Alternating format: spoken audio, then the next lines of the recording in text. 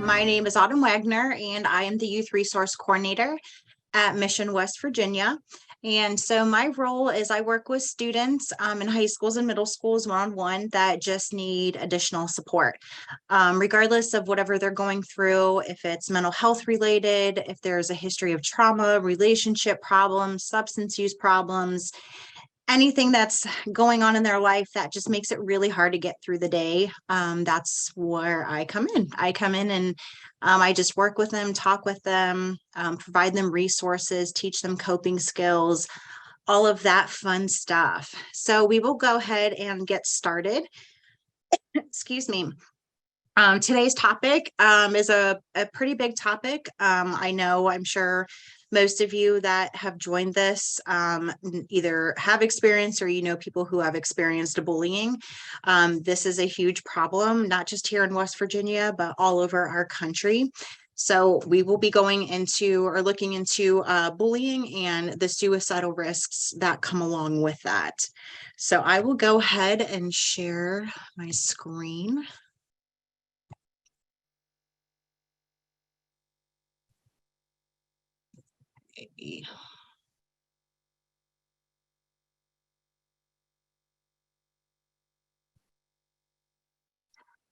All right. And then just for our internet connection, because this is West Virginia and our internet connection is just not always the greatest, I'm going to go ahead and I'm going to just shut my video off so everything runs smoothly.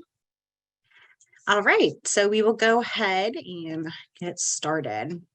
So when we look at what bullying is unwanted aggressive behavior, and it involves a real or a perceived balance of power. Another part of bullying is that there's that imbalance of power. And what that means is that the power is used. And this could include physical strength. It could be sharing embarrassing information, popularity, but they use that power to control and harm other people.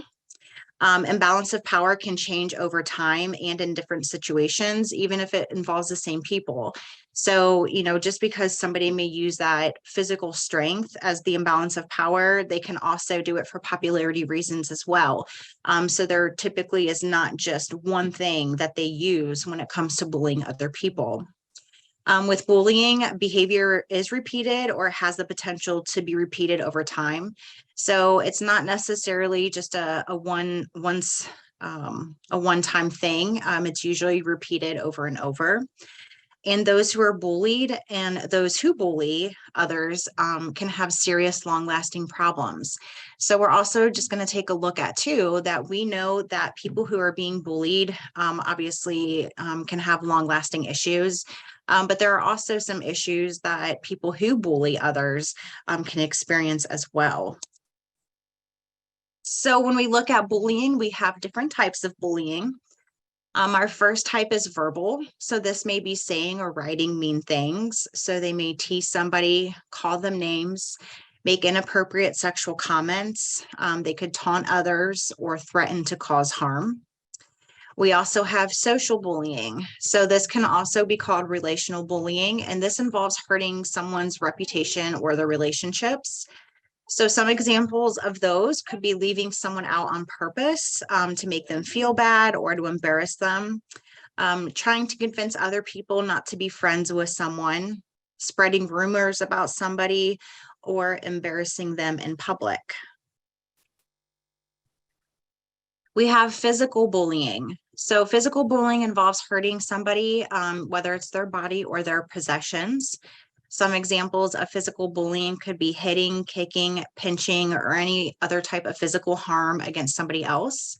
It could be spitting on them. It could be tripping them, pushing them, taking someone's belongings and breaking them, and then also making mean or rude hand gestures.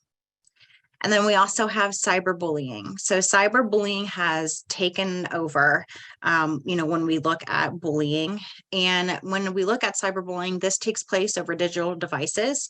So it could be any type of electronics. So our phones, computers, tablets. It could be done through text.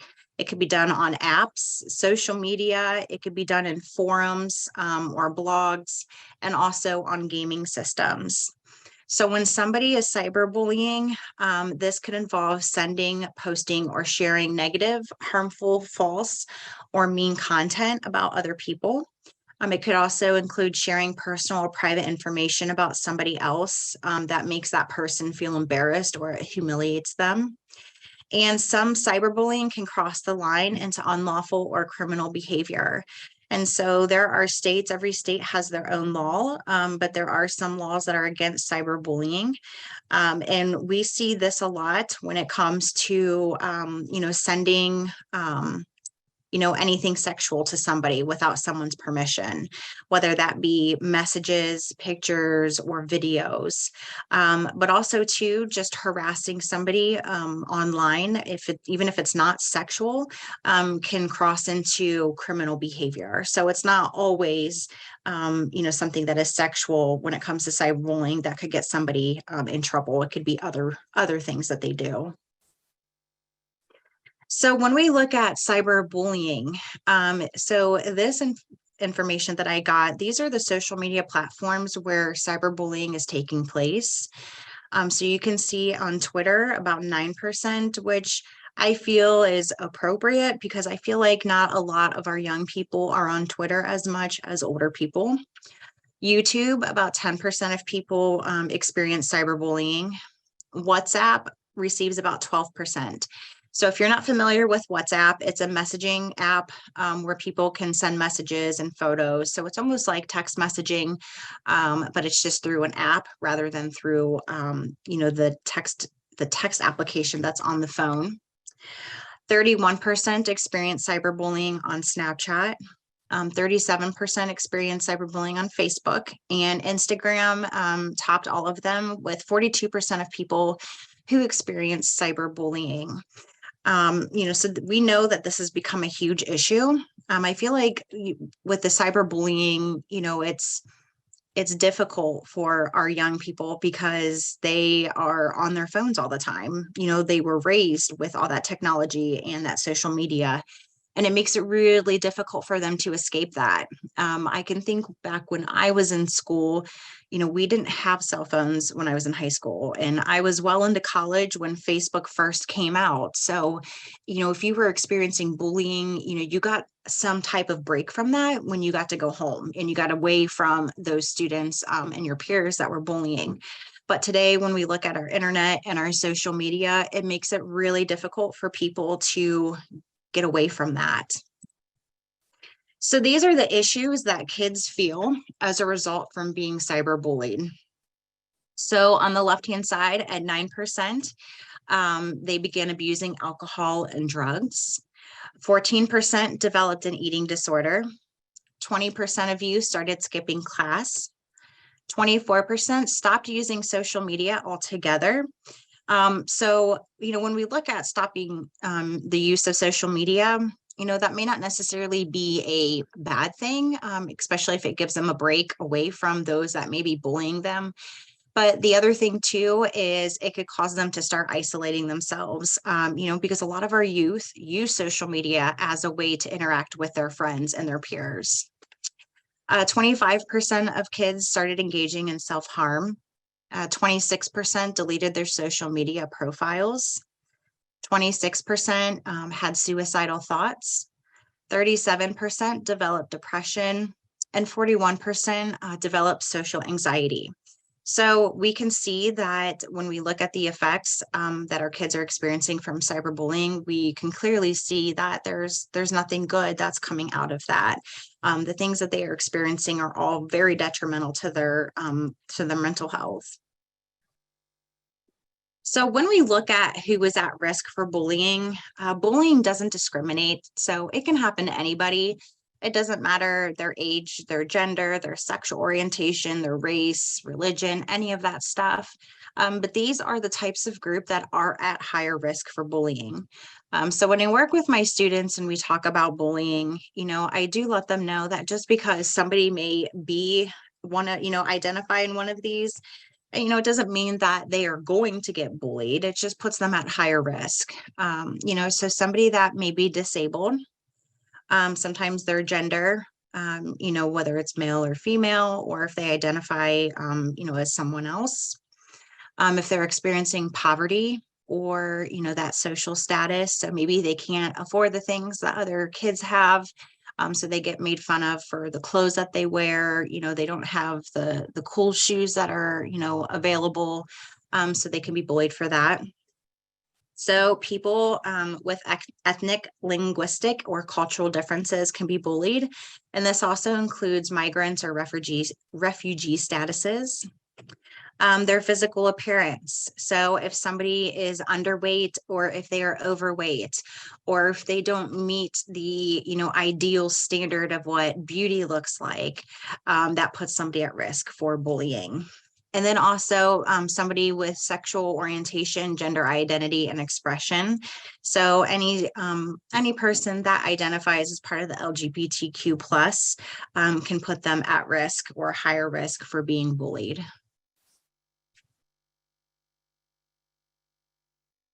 So when we look at, when we kind of break it down to, who is at risk for bullying. So if these are youth that are at risk for bullying if they are experiencing any of these that are listed below. So the first one, if they're looked at as being different from their peers. So I had mentioned that just on the previous slide. So if they're overweight or underweight, if they're wearing different clothing than what's in style. Sometimes being a new student to a school can put them at risk for being bullied. Being unable to afford what youth consider cool or in style. If they're seen as being weak or unable to defend themselves. If they're experiencing depression, anxiety, or if they have a low self-esteem.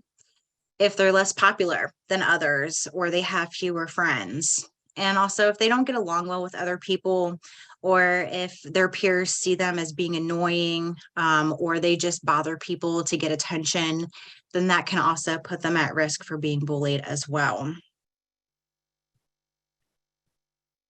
So these are characteristics of youth that are more likely to bully others. So now we're looking at the perpetrator, that bullies other people. So there are two types of youth who are more likely to bully others. So the first one is that those who are well connected to their peers. So they're very popular. They have that social power. They're overly concerned about their popularity, and they make sure that they will do whatever they can to continue to be the popular student. And also if they like to dominate or be in charge of other people. And then the other type is others that are more isolated from their peers, and that may be depressed, anxious, or have a low self-esteem. So these students or youth that are more likely to bully others, they may be less involved in school. They can also be easily pressured by their peers. And they're unable to identify with the emotions or feelings of others. So they lack that empathy to understand or know that the things that they say and do towards other people are hurtful. They just don't kind of, comprehend that. And so when we look at, people who are bullying and, how they, react to that, youth who are in that second type that are more isolated, maybe depressed or anxious, be less involved in school, they tend to have more violent tendencies with their bullying rather than the ones who are well connected to their peers. So some other factors of youth that are likely to bully other people, they can be aggressive or they're easily frustrated. They have less parental involvement or there's issues at home.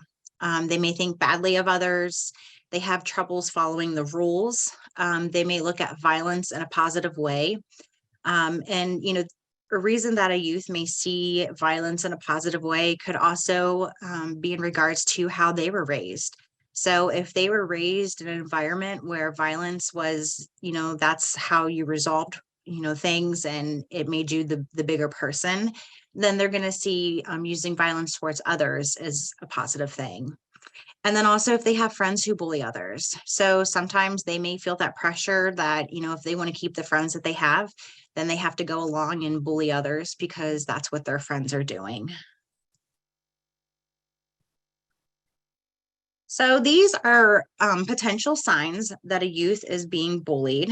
And the thing is that I always tell people is, these are signs, but just because a student or a youth may be experiencing some of these doesn't always mean that they're being bullied. But those who are experiencing bully do typically show some of these signs.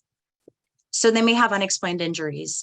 They may have bruises or scratches, and they're always blaming it on, oh, I'm not sure what happened, or I tripped and fell, or I ran into the doorknob or the desk. So they always, have these injuries, and there's either an excuse as to what happened, or they're just like, oh, I don't know what happened. Their items, their belongings may be destroyed or lost. So their clothes could be torn, books could be torn apart or stolen, electronics could be broken, same with jewelry.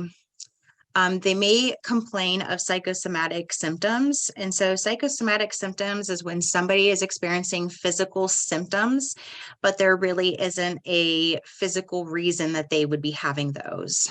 So they may have frequent headaches. They may complain of stomach problems, and, their stomach hurting, feeling sick all the time, or maybe they're faking illness because they don't want to be around the people that are bullying them.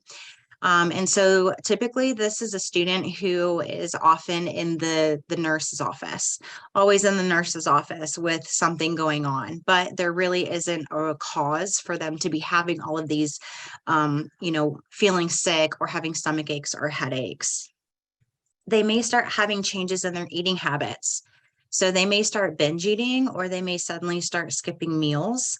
And some youth may go home hungry because they didn't eat lunch, whether it was because somebody stole their lunch or stole their lunch money. Or again, sometimes they're just afraid to eat if the people that bullying them are around because they don't want to get picked on. You may notice some changes in their sleeping. So they may have troubles falling asleep or staying asleep. They may say, I can't sleep at night. They may always seem tired. And then they may also have frequent nightmares. The nightmares could include the things that are happening to them when they're being bullied. There could also be a change in their school performance. So maybe they were a decent student getting A's, B's, and now all of a sudden there's been a decline in their grades. They've now lost interest in school. Maybe they were involved in extracurricular activities, and now all of a sudden they don't want to do any of those things.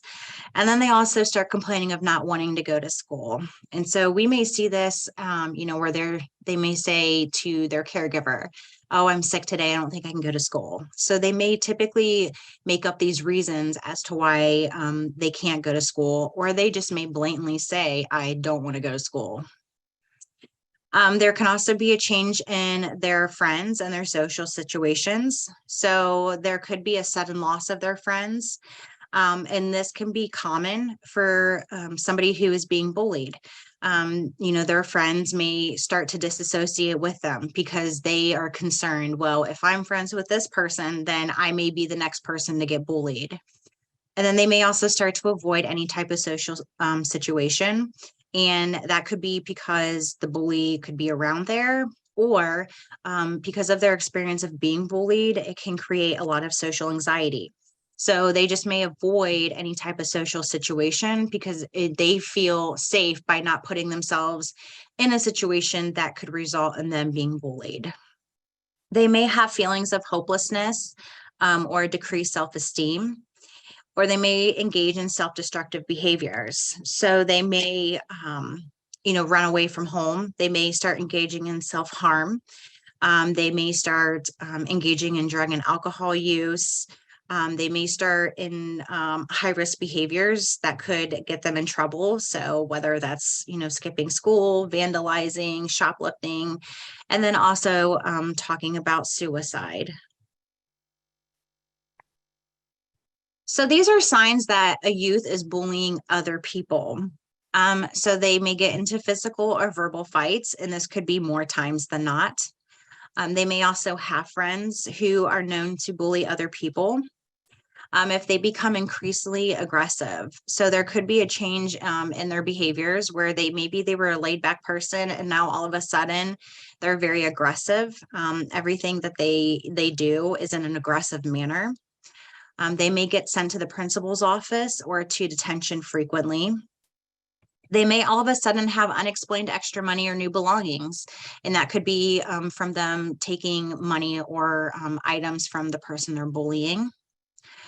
They may blame others for their problems. So it can be very common for somebody who is bullying to blame that on other people. So they, don't accept responsibility for their actions, and it's always going to be the other person's fault. So it doesn't matter what they say or do. They'll say, well, this person just looks weird because they can't, they don't wear the cool clothes. So they're just always making excuses and blaming others for their problems. And they also can be very, very competitive, and they may worry about their reputation or their popularity. So again, when they are overly concerned about their reputation or popularity, they will do whatever they can in order to maintain that status within their school.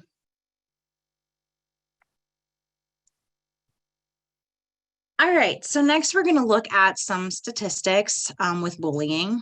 And so the one on the left is some facts on cyberbullying.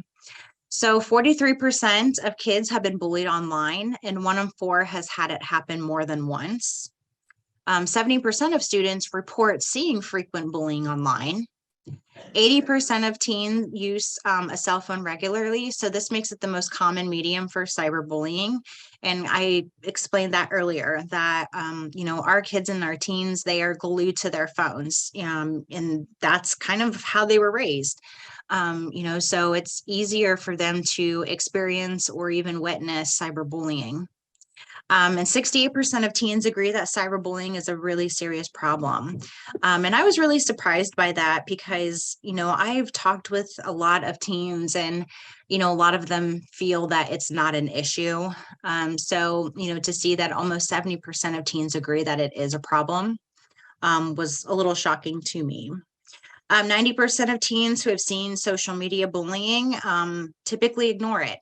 So they see it, but they're not saying anything. And 84% have seen others tell cyberbullies to stop. 81% of young people think bullying online is easier to get away with than bullying in person, which we know that is pretty true because people can make fake profiles and names and aliases when it comes to online. A person can be somebody completely different online, and sometimes it can be really hard to track down who exactly that person is that's bullying them. And the other thing too is we see cyberbullying that happens to people that don't even know who the person is. I've heard of cases where there's been youth that are being bullied online from, somebody else that lives clear across the other side of the country. So again, online or anything virtual can definitely make it easier for somebody to experience bullying.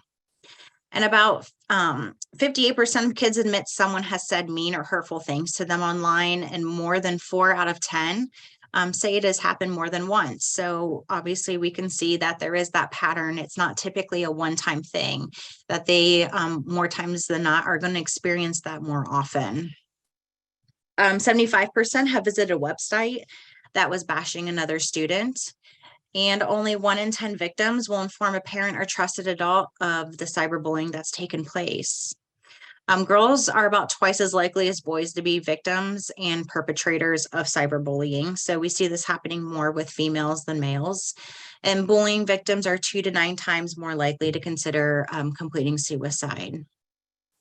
So over on the other side, 67% of students believe schools respond poorly to bullying. 160,000 students or teens skip school every day because of bullying. 24% of youth would not know what to do if they were harassed or bullied online. 1 of 3 report being bullied during the school year. 85% of bullying cases receive no intervention. And every 7 minutes, a child is being bullied. So we look at these statistics, and obviously we can see that, this is a really big problem. And, when I see the 85% that received no intervention, I wish I could say that I've never heard of that before. But I've worked with lots of youth who feel that they don't have the appropriate support when they are experiencing bullying.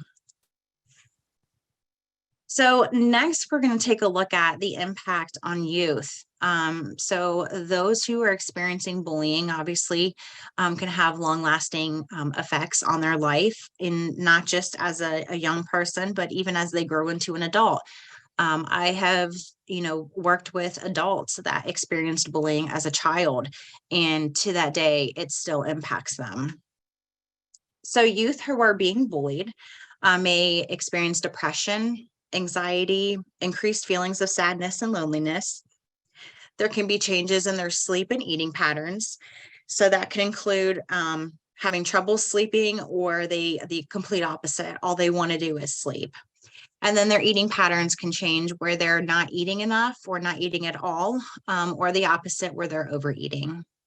And they can also lose interest in activities that they used to enjoy doing.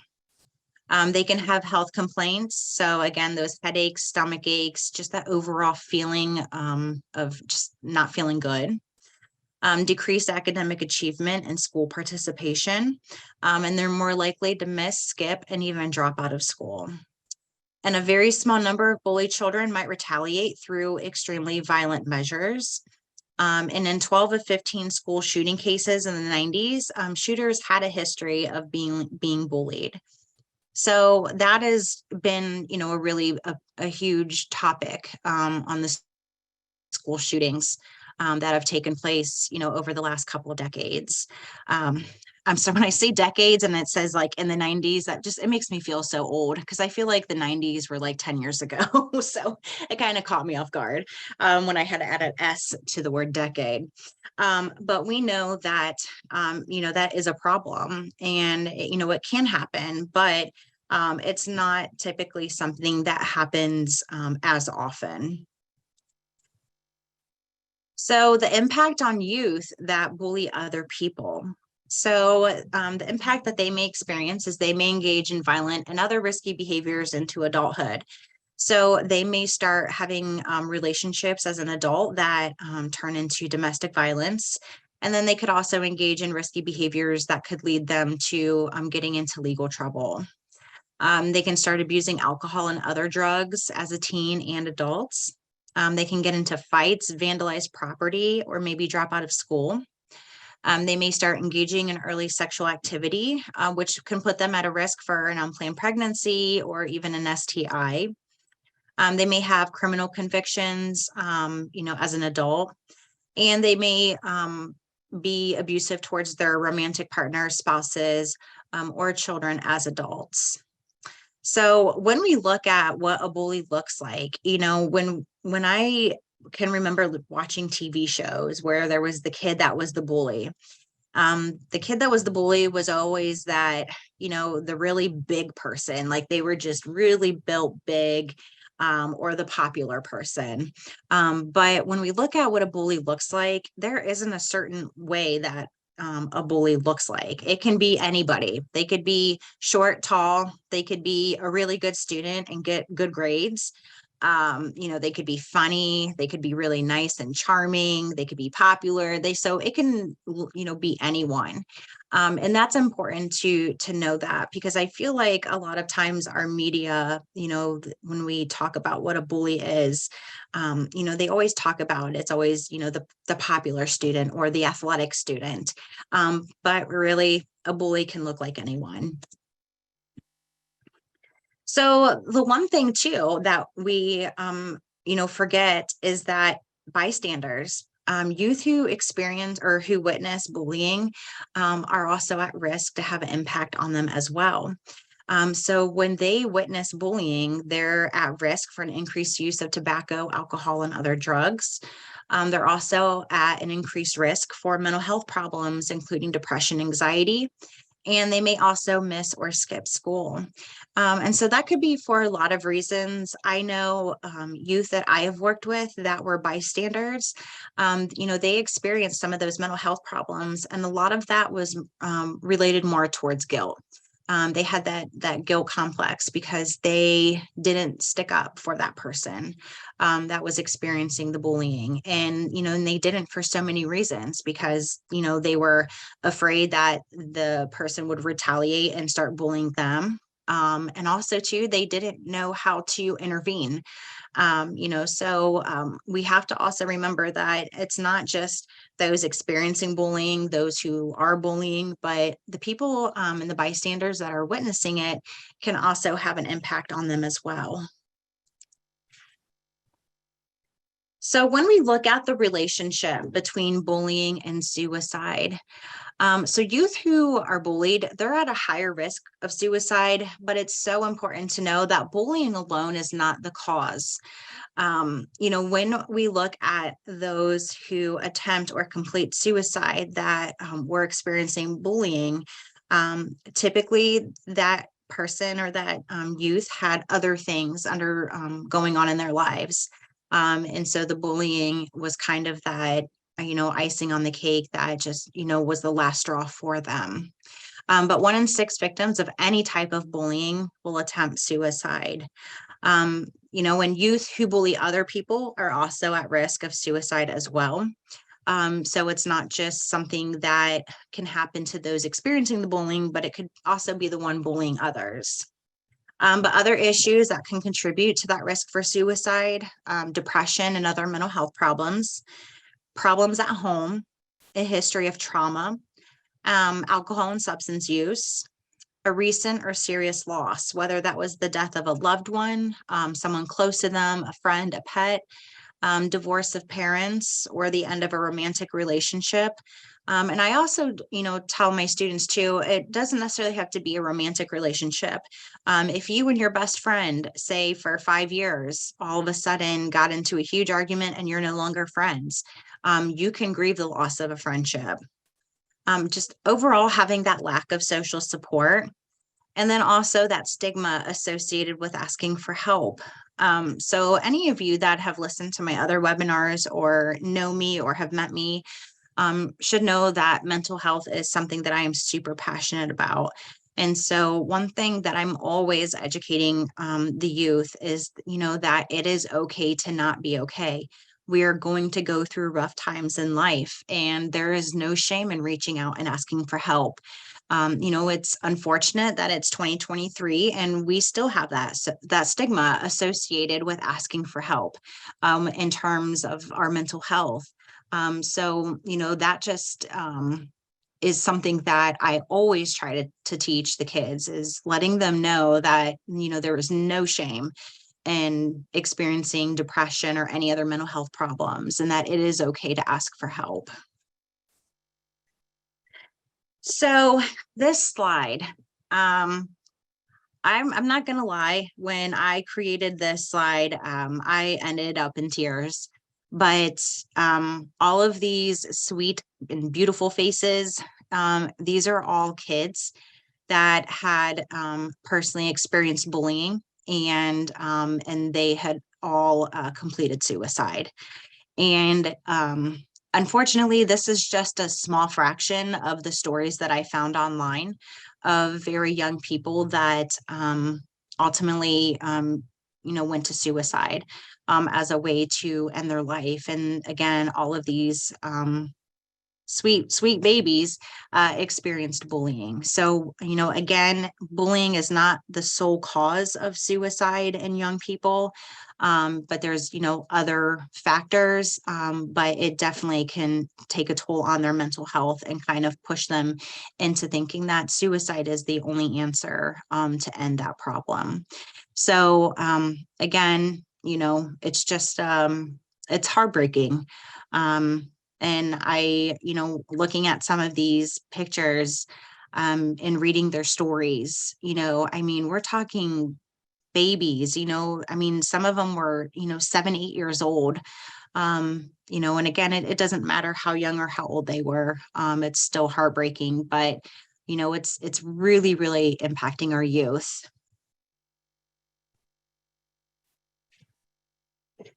So when we look at red flags for suicide, it's sometimes it can be really difficult to see those red flags. And the reason why it can be difficult for people to see those red flags is because they don't know what they look like. But when we look at the red flags of suicide, 4 out of 5 teens actually show red flags of suicide. It's just about others not knowing what that is. So some of those red flags, they may be talking about some of these topics. So they may be talking about wanting to die. They may make comments that, this world would be better if I wasn't here anymore, or I'd be better off if I wasn't here. They may also start talking about guilt or shame. They feel guilty of who they are, or they're ashamed of themselves that they can't overcome whatever is going on in their life. They may also talk about being a burden to others. So they may feel like that, what they're going through in life is just dragging their family and friends down. And so that could be a red flag. Some feelings that they may display with suicide. They may feel empty or hopeless, trapped, or they feel like they have no reason left to live. They may have or show extreme sadness. They may be more anxious, or they could be also really agitated or rageful.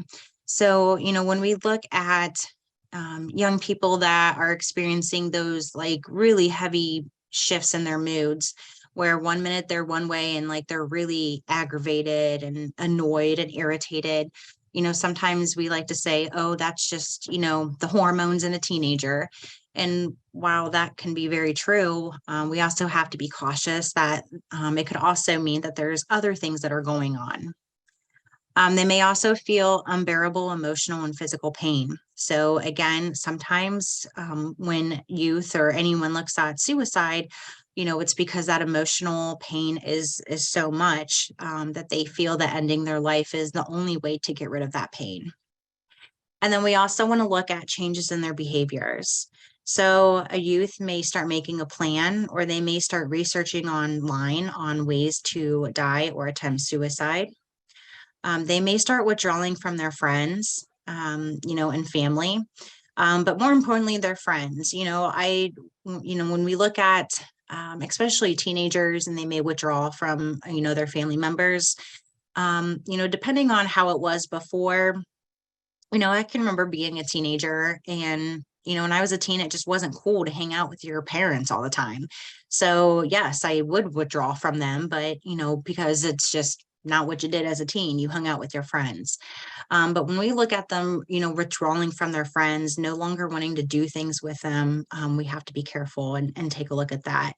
And then if they start giving away any of their belongings, personal belongings or items, especially things that were meaningful to them, they may start engaging in dangerous and risky behaviors. So those behaviors could be anything, such as vandalizing, shoplifting, high risk sexual behaviors.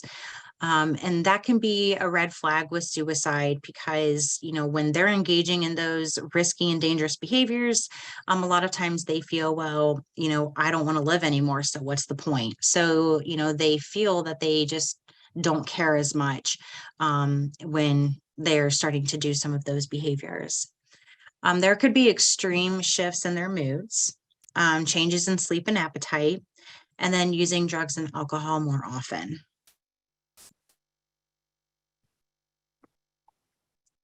So when we look at ways of preventing youth suicide, it doesn't matter what your role is. It doesn't matter what your background is, your education.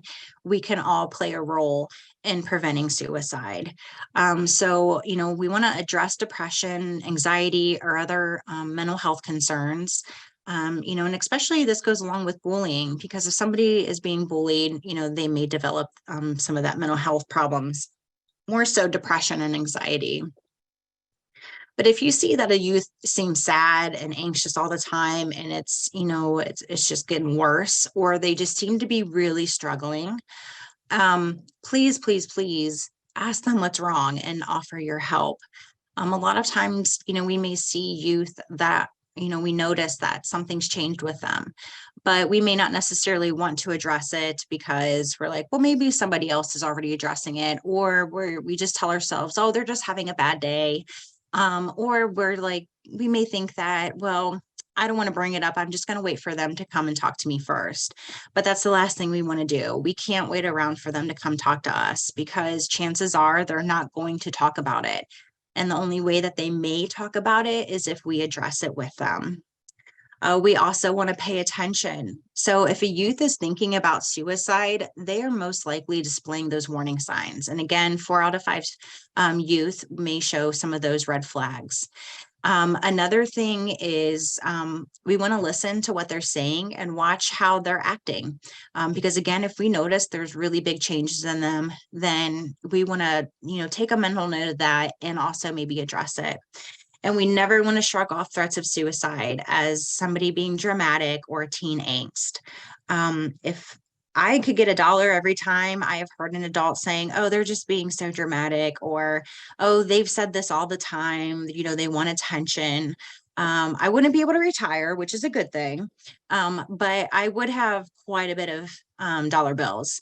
So again, we should never be shrugging off threats of suicide as attention seeking behavior, or them being dramatic. We want to try to discourage isolation.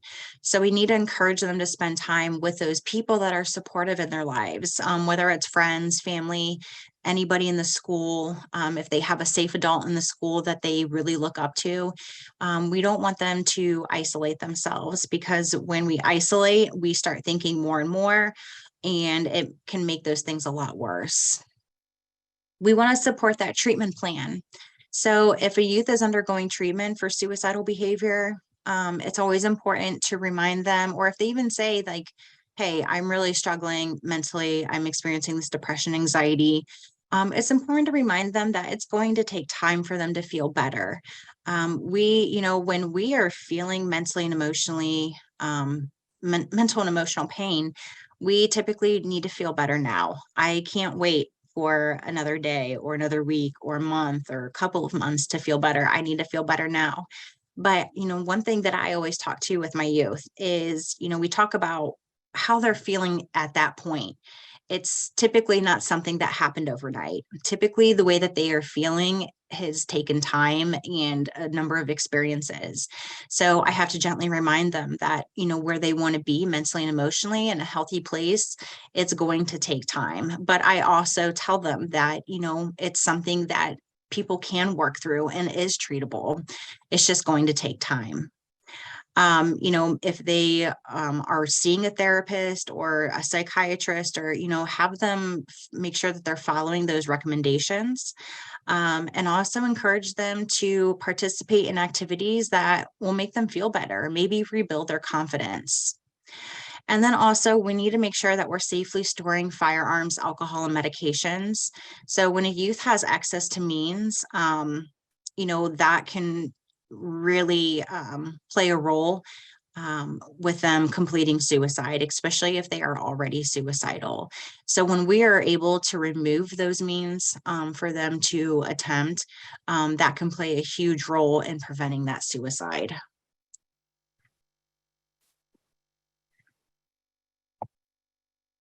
So if a youth comes to you and they say that they are suicidal, or if you have concerns for a youth, so first thing is, try not to panic, or, become overly anxious. I know when I first started in this field and people and youth would tell me that they were having thoughts of suicide, I immediately started panicking or would become really anxious, because in my mind, I'm thinking, oh my gosh, like I have to fix them. I have to do something. And if they, attempt or complete suicide, it's all going to be my fault.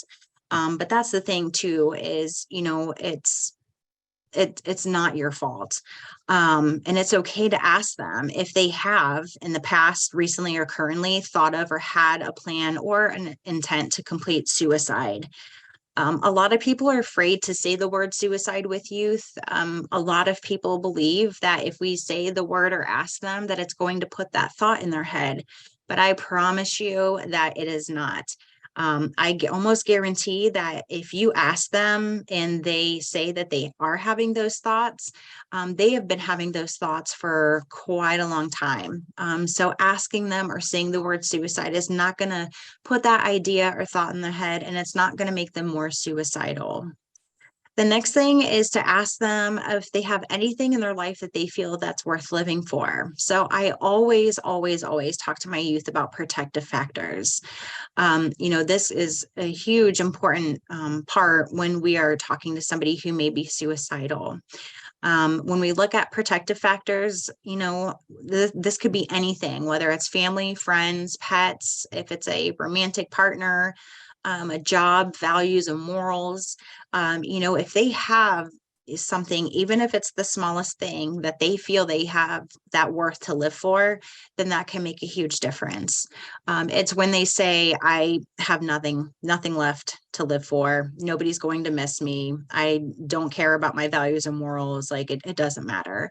That's when we really have to be cautious and take immediate action. And if you are unsure of, how to approach a youth with that, it is okay to, acquire the help of other people. So if you think a youth is in immediate danger and they are actively suicidal and they've discussed that, they have a plan on how they're going to do it and they don't have any protective factors, you can call the National Suicide Prevention Hotline. So I am so thankful they finally changed that 1-800 number to now a 3-digit number. So all you have to do is call 988, or you can always call 911. Most police stations have crisis workers that are trained in assessments for suicide to determine if they need to be hospitalized or not. So you can always call when they can assist. Now, if you work in a school setting and you're unsure how to address that student who expresses they're having suicidal thoughts, you can, take them to the school counselor or social worker, and, they may need to follow through with the school's policy. A lot of schools that I go to have their own set of policies of a student that actively reports that they are suicidal. So after gaining a better understanding of how they're feeling, it is so important to offer emotional support. Again, just by being there and listening to them could be a lifeline for them. So you want to validate and paraphrase what they're saying. That really shows that you're listening and that you care. So you may say something like, it sounds like you've given up, or you just feel that there's no way out. Make sure that you let them know that you deeply are concerned about them and their well-being. And as calm and compassionately, you can tell them that I don't want you to hurt yourself, and you'll do whatever you can to keep them safe. And again, this shows that empathy. This shows that you care for them. And again, that may be something that saves their life. You want to try to gently talk to them that, that suicide is not a solution. And that's where a lot of people who have those suicidal thoughts, they feel that that's the only way out. So inform them that, whatever they're experiencing, it's very treatable, especially when we look at mental health, especially if, they've been experiencing bullying. But you can let them know all the different treatment options and, ask them what their thoughts are on that. So have that conversation with them, because again, you may open up some of those ideas and that youth may, understand or realize that, what, maybe there is other things that I can do other than suicide.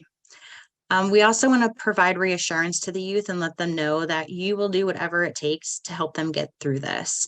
And again, I'm not saying you have to be there all the way from beginning till, they are mentally and emotionally feeling better, because we know that can take a really, really, really long time.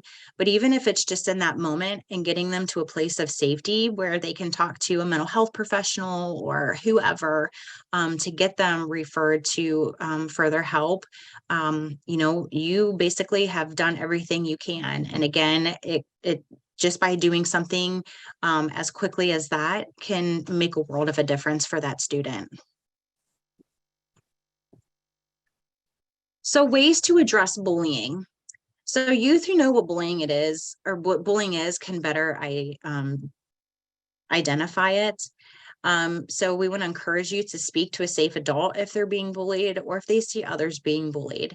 And again, that's important to make sure that we are also encouraging those bystanders to say something to a safe adult, because we also know that bystanders can be impacted by witnessing bullying.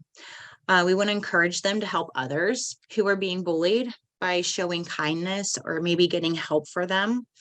And research shows that youth do look to adults for advice and help on difficult situations. And I have experienced that just from the work that I do. I know, like, being an adult and working with other adults, we think, oh gosh, they're not going to listen to what we have to say. Like, we're not cool, we're too old, anything like that. But my youth that I work with, they always tell me that that's one of the things that's been the most helpful for them is they've never felt like they've had an adult that they can go and talk to about problems. And just being able to have that experience when they're working with me has been very, very beneficial. So regardless of what, we may think, youth actually want that adult that they can go to for advice and, talk to when they need help. Spending 15 minutes a day talking can reassure youth that they can talk to adults if they have a problem. So if, regardless of what you do, if you're working with youth, even if you are, teaching a math class or health or history, whatever, just taking a few minutes a day and just, having a conversation with with the kids and asking them like what's going on and how they're feeling. And, always reminding them that if they need someone to talk to, that there's help available. That can be very, very beneficial for those kids. We can also start conversations about daily life and feelings. Again, this can happen in any type of setting when we are working with youth or we have our own children. It's good to be able to connect with them on that level. And honestly, when we do, I think it really allows the youth to understand that, wow, they really do care what's going on in my life. And again, I think back to when I was a teenager, I felt like, oh, adults aren't going to care about my problems. Like, they're an adult, they're adulting, they have bills to pay, they have jobs, they're taking care of their kids and everything else. Like, what do they care about my problems? So when we are opening up with these conversations, number one, it helps us to empathize with the students and what they're experiencing. But also it, shows that we're reducing that stigma, that it's okay to ask for help if you are being bullied or someone who is being bullied. So we're helping to reduce that stigma of reaching for help. So, just having a couple of conversations and asking them what bullying means to them and why they think people bully. Who are adults that they feel safe with when it comes to bullying? What do you usually do when you see bullying going on? And have you ever seen kids at your school being bullied, and how did it make you feel? So again, that just goes along with that whole conversation to really open up, and get their thoughts and feelings on what they're experiencing. So ways that we can support youth who may be experiencing bullying. So again, listening and focusing on that youth. I'm telling you, listening goes so far. There's times when I work with youth and they talk nonstop about everything that's been going on. And it's really hard for me to, try to get some things in. And again, I don't want to interrupt them because I can tell that they are really needing that, that opportunity to just let it all out. And so I'll follow up with them and ask them, how they thought it went and if, what did they find helpful. And I can't tell you how many of them say, just you being there and listening. I just wanted somebody to listen. So listening can really, really go a long way. We also want to ensure youth that bullying is not their fault.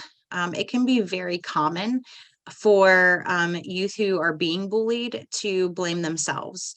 So they think, well, if I looked a certain way, or, if I was popular, if I was smarter, this wouldn't happen to me. So it's very common for them to blame themselves, but we need to reassure them that the bullying they're experiencing is not their fault. Know that youth who are bullied may struggle talking about it. And again, that goes along with that stigma. People think, well, if I'm experiencing bullying, that must mean that I'm weak. I'm not strong enough. Or, people are going to make fun of me even more. So we want to consider referring them to either a school counselor, social worker, or any other mental health service. If they are experiencing bullying or if they're really struggling to talk about it, and sometimes they may find it difficult to talk to people that they personally know.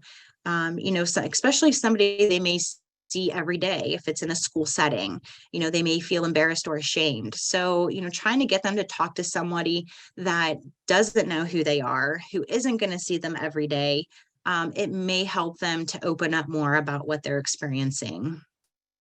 We also want to work together to resolve the situation and protect the youth who are being bullied. So if you know that somebody is being bullied, we want to ask them what can be done to help make them feel safe. Changes to the routine should be minimized. So I can't help, but I mean, I've seen so many times where, a youth was experiencing being bullied.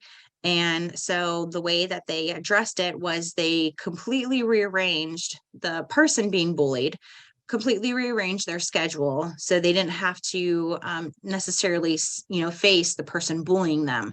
So it's like they were almost being punished for experiencing the bullying rather than the bully themselves. So it's important to also develop a game plan and maintain open communication with schools, organizations, and parents. Be persistent and consistently support the youth who are experiencing bullying. And that's really, really important because again, it shows that empathy, it shows that we care, and it shows that we're, trying to address the situation. And we also want to make sure that we're following up with that youth to see how they are doing. So some common mistakes to avoid when working with youth who may be experiencing bullying. Never tell the youth to ignore the bullying. Don't tell the person bullying how they feel. To make a joke out of the situation or to say, well, just don't let it bother you. If you don't let it bother you, then you won't feel the way that you do. So we definitely don't want to do that. We also don't want to force the youth involved. And that's, those who are bullying and those being bullied to quote unquote work things out or make them apologize to one another and shake hands. This definitely can risk further victimization. And so this used to be a common method used in lots of schools where, the people involved on both sides would have to go and sit and they would, talk about it and then they would make each other, apologize and shake hands and poof, the bullying was done and they were besties forever. But that definitely does not typically happen. It usually makes the bullying even worse. We also don't want to blame the youth for being bullied, even if they provoked it. Like I had mentioned in the beginning, sometimes youth who come off as being annoying or antagonizing other people are at risk for being bullied. Again, we don't want to point the finger at them, regardless of what happens, no one deserves to be bullied. We also don't want to tell the youth to physically fight back against the person bullying. So this could get them hurt. It could get them suspended or even expelled. Or even they could have charges filed against them.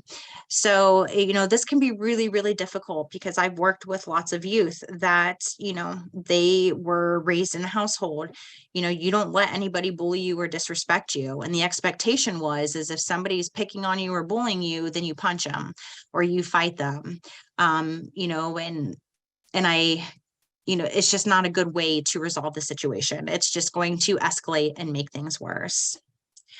And then lastly, parents should resist the urge to contact the other parents involved because this can also make it worse. So, we have the person being bullied and the person bullying, and parents and caregivers are contacting each other, they're yelling and pointing the finger and placing blame.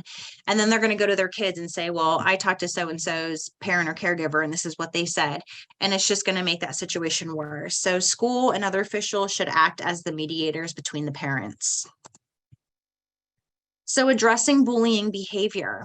Addressing the youth who is bullying, we want to make sure we're doing that in the private location.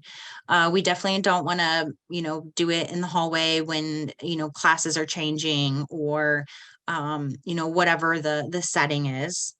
We also want to make sure the youth knows what the problem behavior is, because, a lot of times we make the assumption that if somebody is bullying someone, we think that they should know better.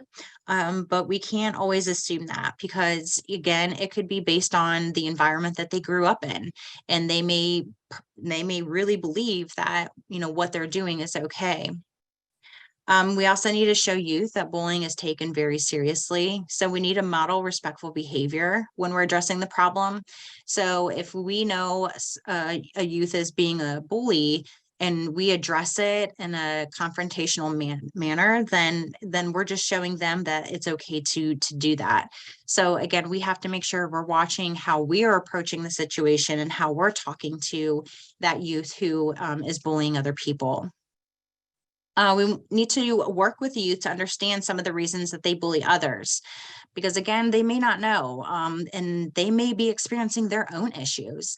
And so we know that sometimes when we're experiencing things in our life that are stressful or hurtful, we can take that out in a way that is aggressive, or that could cause physical pain.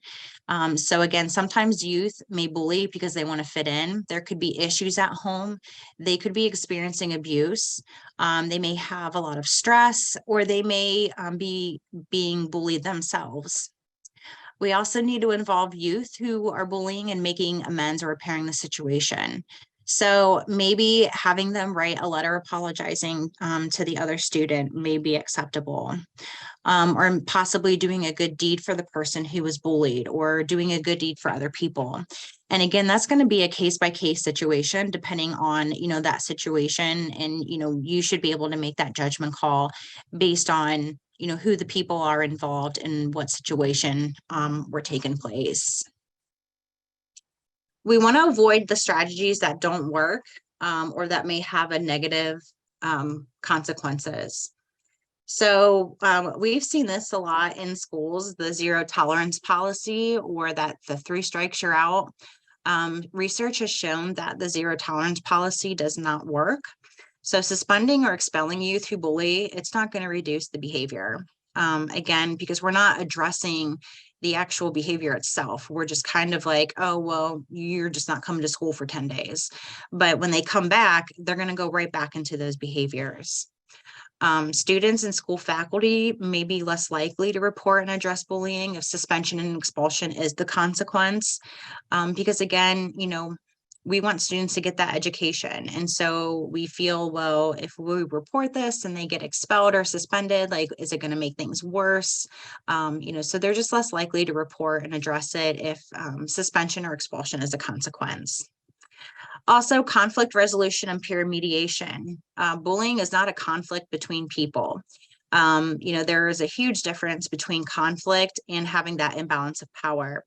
There's, with a conflict, both people are on the same page and they have equal power with one another, who share the equal blame. Whereas bullying, there's that imbalance of power. So one person feels they're above that other one. Facing youth who have bullied them may upset them further. So again, this could be very triggering for youth who have experienced bullying from that person. The bullying behaviors could increase or become more severe. And then also group treatment for students who bully doesn't work, as typically with youth that are like in a group setting, research has shown that they actually will reinforce bullying behavior within each other. So we know that that is not a helpful setting. So one way that you can, get some assistance, especially if it is in a school setting.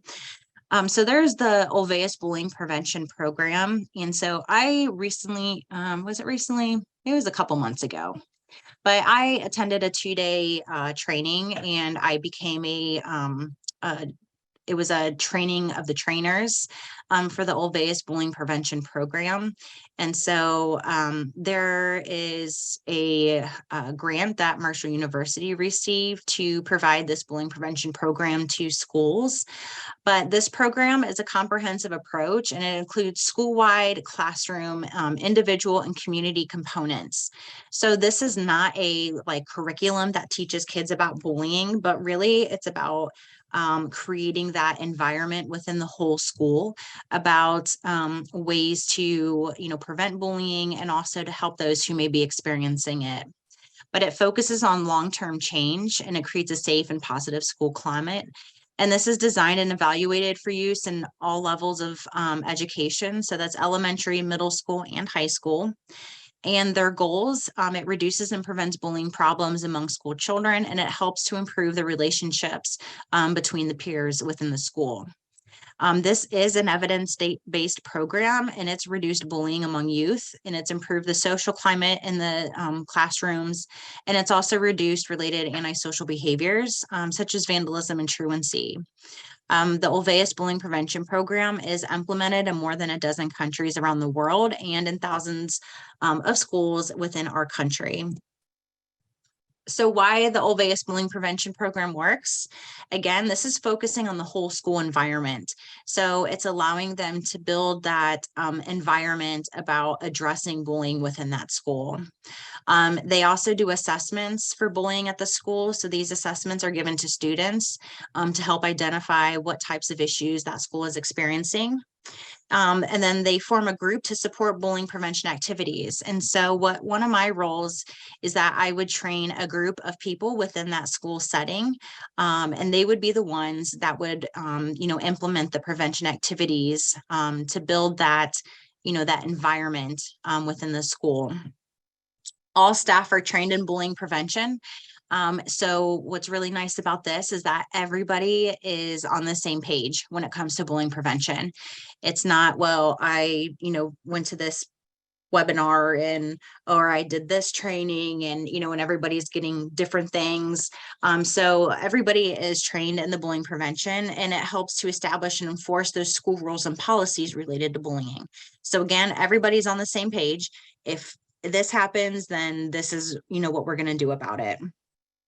The other cool thing is that it involves youth on regular discussions about bullying. So again, can be done in any type of, classroom setting. And it allows them to voice, the things that they're experiencing or witnessing. It helps to increase the adult supervision in the locations where bullying may occur. It educates staff how to intervene consistently and appropriately in bullying situations. The program provides ongoing support, and it continues its efforts over time. So again, it's more of that long-term focus of promoting that healthy environment within the school rather than just teaching like a one-day, or like a short-term curriculum that only a few select people may experience rather than the whole school. So some other ways that you can get help for youth who may be experiencing bullying that may be leading to suicidal thoughts. So we have our crisis text line. I know my students love this because they're all about texting rather than talking on the phone. And I get that. I feel like texting may be a more comfortable thing to do, especially when we're talking about a crisis situation, especially to somebody that we don't know at all. But their website, crisistextline.org, they have lots of free resources and they have 24/7 crisis support. And all you have to do is text 741-741 or text the word home to that number. Next is our Suicide and Crisis Lifeline. Their website is 988lifeline.org. But they provide crisis support, resources, and information on suicide and other crisis situations.